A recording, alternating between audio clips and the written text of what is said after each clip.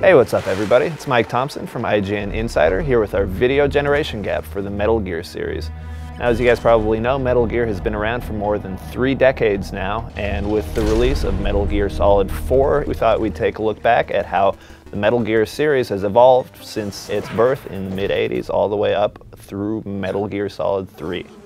Alright, so we'll start with the very first game called Metal Gear, appropriately, which was released in Japan in 1987 for the MSX2 console. So basically, Metal Gear bucked conventions at the time where usually your typical game like Mario or Contra just had you moving forward at breakneck speed, shooting enemies, confronting people. Metal Gear totally flipped that around. They placed the emphasis of the gameplay on sneaking, on avoiding conflict, on moving slowly, on waiting for enemies to get out of your way. Another sort of notable aspect of the first Metal Gear was the wide range of items that Kojima put into the game. It was almost like an RPG style approach to game design where you had missile launchers, grenade throwers, different sorts of uniform kind of boosts that would allow you to go through water, go through poisonous gas, that would allow you to see in dark places. It's kind of a Zelda-esque collection of different items that let you slowly unwrap the environment that you were placed in. The game was later ported to North America for the NES, since the MSX2 wasn't really a viable platform here at that time.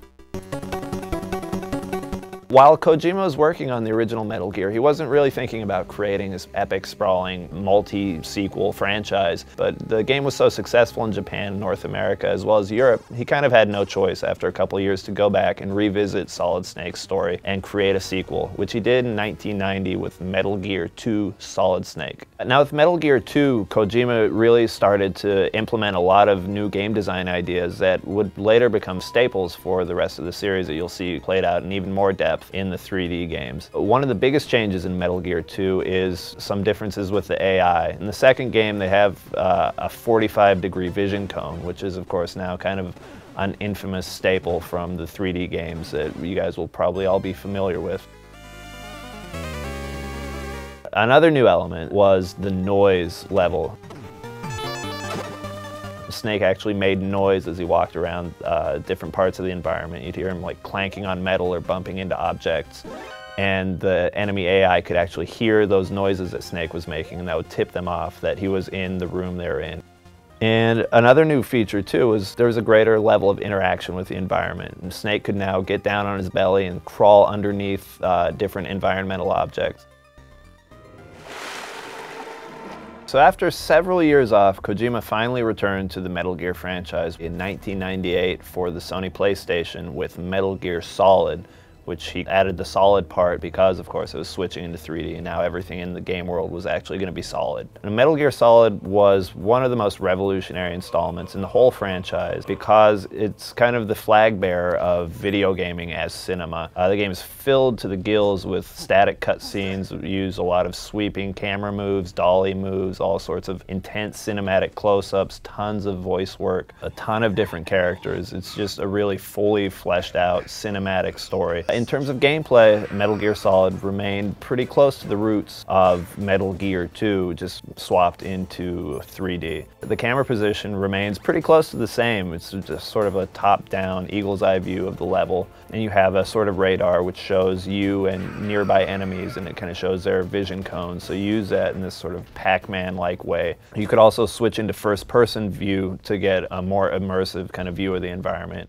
Another new feature that was really fleshed out and really impressive in the game was the boss battles. You can really see this in something like the Psycho Mantis fight, which has got to be one of the best boss battles of all time. It totally broke the fourth wall of gaming, where it would actually read the memory card on your PS2 and tell you what other games you had been playing outside of Metal Gear. You actually had to remove your controller from the controller port and put it into the second controller port to finish the fight. And appropriately enough, Metal Gear Solid just swept the industry, won all sorts of Game of the Year awards, and got tremendous reviews when it came out, and it's still pretty commonly referred to as one of the greatest games of all time.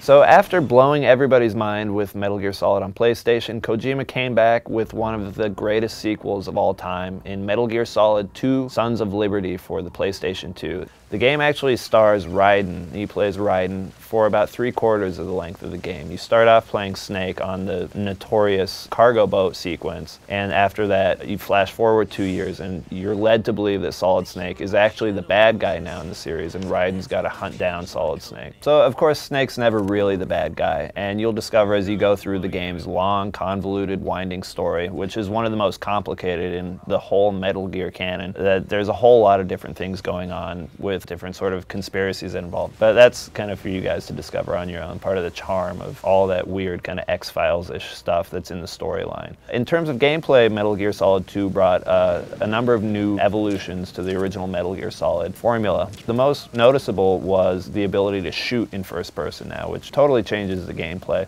Another new gameplay feature was the ability to hang off ledges. Kojima really emphasized this with multi-level stages in the level design, especially in the big shell.